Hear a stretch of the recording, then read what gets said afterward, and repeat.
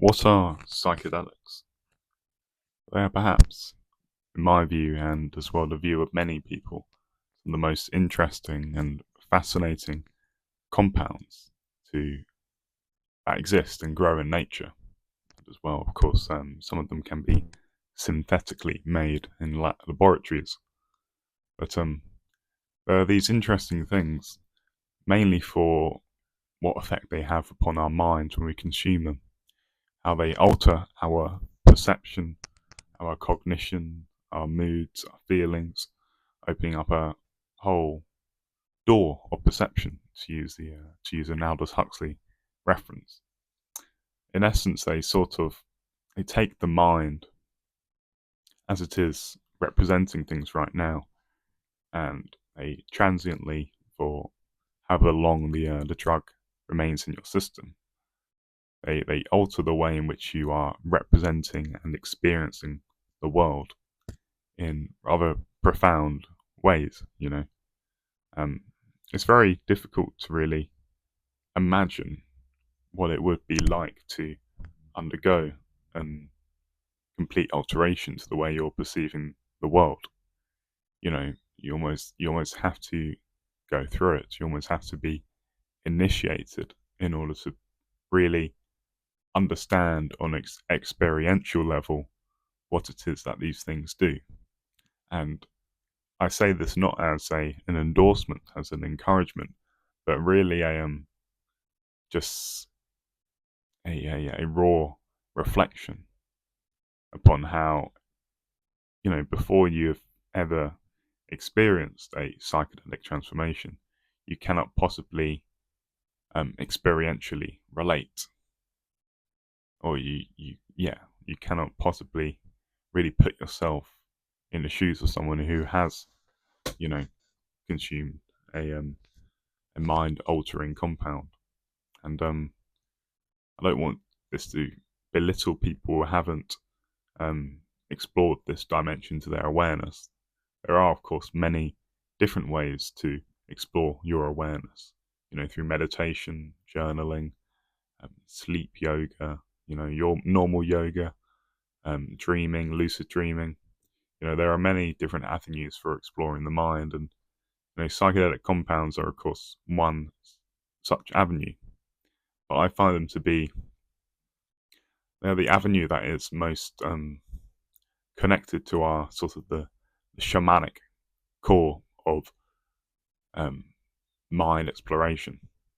And shamans, they were the early sort of intermediaries between the physical and the spirit realms, between the world of the seen and the unseen. They would have a variety of different techniques, consuming certain local plants, using musical rhythms, trance, to sort of take their minds into these altered modes of perception where they become sensitive and attuned to different energies, different frequencies, different things that are typically ignored in our sort of waking day-to-day life.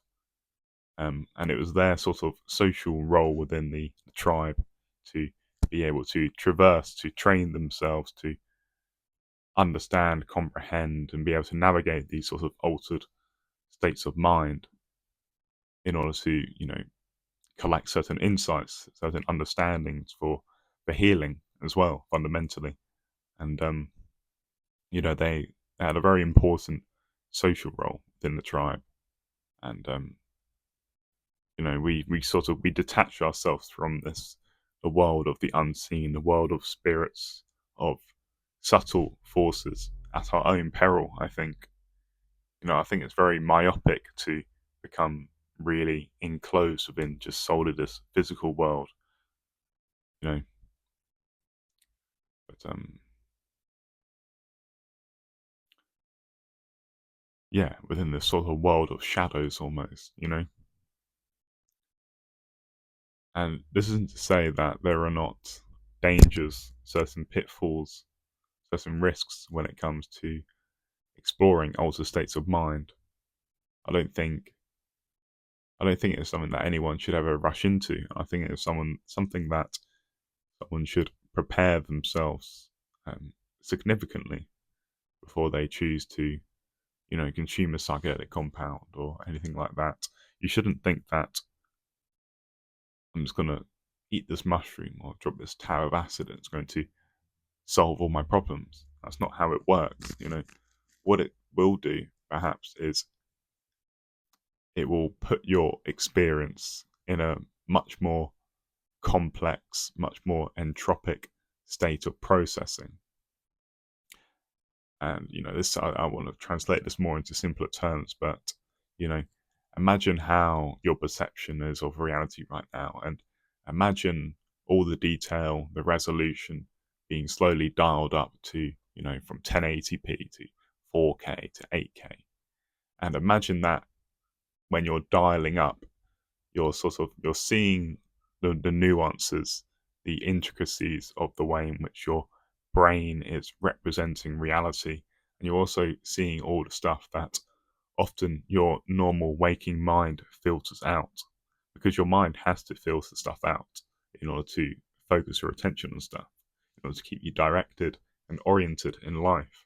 But the problem of this filtering mechanism, right, this way in which our brain structures experience into certain rigid patterns, is that we can often fall into maladaptive and pretty toxic patterns. These are addictions, certain mental pathologies, depressions, anxiety, ruminative cycles. And, these are deep grooves that we fall into, our being has a tendency to fall into.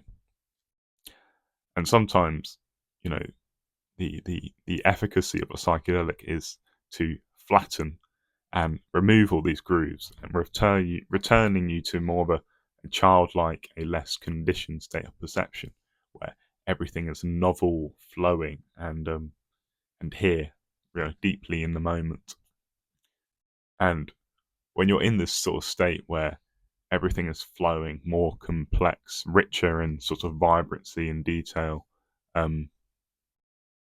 your ability for your mind to filter out stuff, to suppress stuff, to put it to the background, it's much more diminished, right?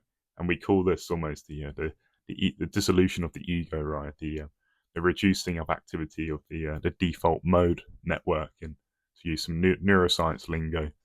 And you can think of how your ego and these sort of these default mode operations of your brain as the way in which your brain compartmentalizes stuff and puts you in certain regular and stable patterns of activation, stable patterns of firing that keeps you on a very sort of habitual way of living, doing similar sort of stuff day in, day out. But of course, when we have this sort of ego that is silenced with a psychedelic, well, that's obviously a generalization, but when you have this sort of normal habitual activity reduced, it opens up for new and more complex, more interesting neural connections to be made. Parts of your brain start communicating, which often don't really talk to one another, and you're experiencing the world in this fundamentally novel way. And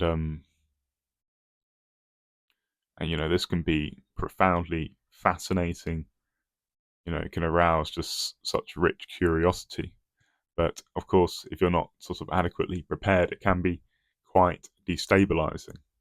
It can be quite scary to be confronted with your mind in such a naked fashion.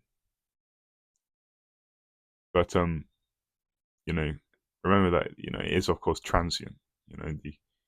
The substance will eventually exit your system. You will come back into your sort of regular patterns, but of course with this sort of new insight, with this with this deep understanding of like, whoa, how I experience the world right now, it's not the only way, and there are capacities for my mind to represent a very, very different world. And as well, sort of the point I wanted to make before about how your filtering of your ego, the filtering of your brain is dialed down, which allows sort of this flurry, this flush of just all sorts of new perceptions to arise. Um, this reduces your ability to suppress and ignore stuff, and as a result, often people will find that certain memories will arise. Certain potentially traumatic memories will arise. Certain thoughts that we often suppress, they will come to your foreground of your mind, and you can look at it, you can process it, and you can think about it when you're in this sort of altered state. But of course, this sort of, because you're unable really to ignore stuff when it comes up, it sort of arises and you have to process it. That can be quite challenging. It can be quite difficult. But I think you've got to process these things. If you are to heal stuff, it needs to be brought to the foreground of your mind, and it needs to be looked at. We ignore it at our own peril. And when we do ignore stuff, it doesn't go away. It just builds and builds and builds. And, it will come out in different ways. We'll feel dissatisfied and frustrated, but we can't quite put our finger on why. So I guess if you do want to really delve into your psyche, to delve into the deep drivers of your patterns, then psychedelics are perhaps one of the most powerful tools there are. But it's not an easy tool, and it shouldn't be taken lightly. You shouldn't just blindly wander into this thing thinking some, oh, this would be fun. I'll just drop a tab of acid. And well, I mean, the thing with psychedelics is that like lower doses and stuff like that, they can be much more accessible, more akin to a sort of a less of a deep journey, less of a deeply introspective journey. But as soon as you start getting to higher doses, you should expect to have uncomfortable moments. You should expect to have sort of whoa kind of moments. And so yeah, of course, psychedelics aren't the only thing for introspection. Journaling and meditation, I think, are stuff that you should do before you start using these sort of much more powerful, um, natural psychological technologies. Many of them, of course, there are synthetic technologies, and there isn't a good or bad thing about that. It just it is what it is. But yeah, I think I'll leave that at that. That's been interesting. Adios.